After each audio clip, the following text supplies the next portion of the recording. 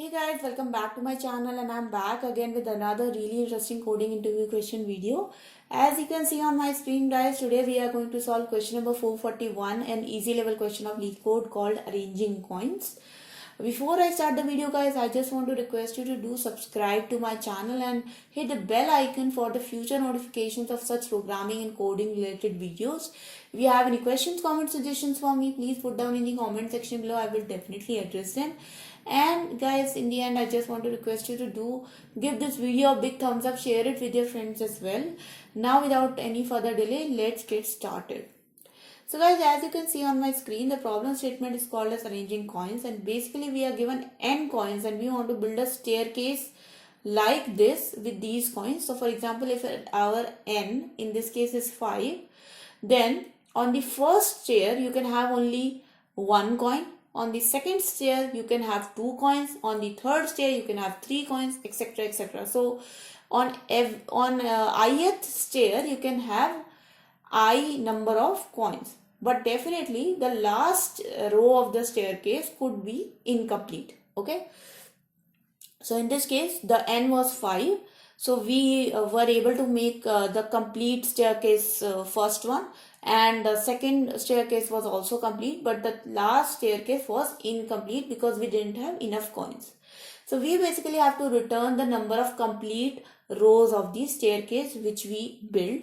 So in this example we are going to return 2 because only first and second staircase are complete, and another example we are going to return 3 because if n is 8 we can only complete 3 staircases and the fourth one is going to be incomplete. Okay, if we talk about the constraints guide, that the value of n is from 1 to 2 to the power 31 minus 1. Let's talk a little bit about approach.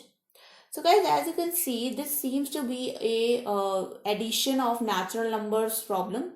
So for example, if I say that the value or the number of complete rows of the staircase, let's suppose is k, and let's say if our k is 3, then if I say that there are 3 complete rows, so if the k value is 3, and if I just find out the sum of 3 natural numbers, in that case, the sum of 3 natural numbers is going to be 6.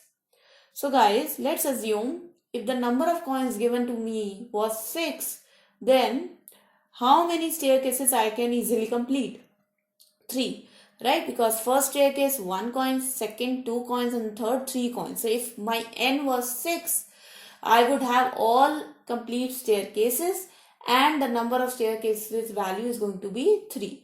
So basically guys, we have to find out a number k, and if we are going to take the natural numbers addition of that k number, then we are going to actually get the total number of coins. Either we get the total number of coins or we get a number a little bit lesser than the total number of coins. Okay, so that was kind of an overview of how we are going to solve this problem. Another thing guys, obviously the number of rows, the k number of rows is going to be either between 0 or the total number of coins n, right? Because let's suppose if my total number of coins are 1, so the number of rows is also going to be 1 and the total number of coins are also going to be 1.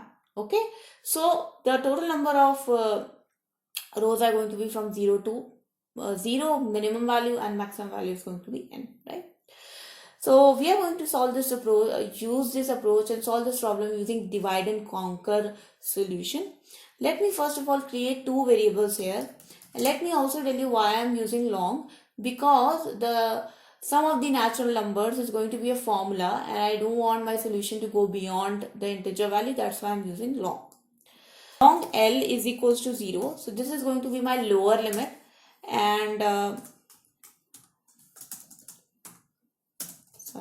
and long h, this is going to be my higher limit, is going to be n. So obviously my lower limit is 0 and my higher limit is n, and I'm going to run a loop while L is less than equals to h.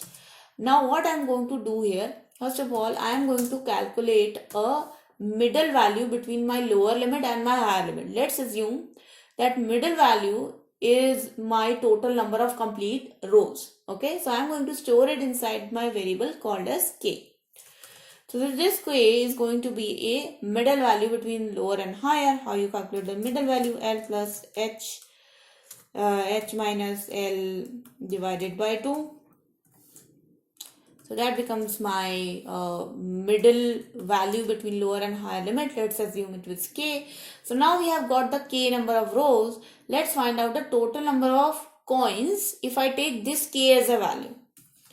So total coins is going to be the sum of k natural numbers, which is going to be k into k plus 1 divided by 2. Okay? Because that's the formula for addition of natural numbers. Now I'm just going to check if this total number of coins is actually equals to n. Because if it is equals to n, then we got our k value, right? So we got our actual total number of complete rows. So just return the integer version of k. But if not, if the total number of coins is not equals to n, then we have to find out if the total number of coins are greater than n or if they are lesser than n. If they are lesser than n, then definitely we have to increase the value of the k, right? So we have to find out a middle value which is a higher value. So what we do? We are just going to put our lower limit to k plus 1. But if my total number of coins are greater than the n, then that means that I have to reduce the value of my k, and to reduce it, I am just going to put h becomes equals to k minus 1. In the end, guys, finally when this while loop will be completed, then we will actually get a value stored inside my higher limit. That is going to be the result of my problem. Okay, so this is going to be the actual total number of rows. So let's run this code, guys. Let's see if this actually works. And here you can see, guys, that my solution is accepted. If I submit this code, then quickly we will also see that it gets accepted for all the other test cases as well. Let's talk about the time complexity a bit. So guys, as you can see that we are not using any extra space. So the space complexity is definitely going to be order of 1 space complexity. And if I talk about the time complexity, it is going to be order of log n, because guys, we are using divide and conquer approach. So the time complexity is log n and space is order of 1. So that was the video, guys. I hope you guys enjoyed this video, learned something from it, and hopefully your coding practice became a little bit better. If you still have any questions, guys, please write down in the comment section below. I will definitely address them. And as per my schedule, guys, I post videos every day from Monday to Friday. But for more such program related content, I request you to do subscribe to my channel and hit the bell icon for future notifications. Give this video a big thumbs up, guys. Share it with your friends as well. I'll see you guys next time. Until then,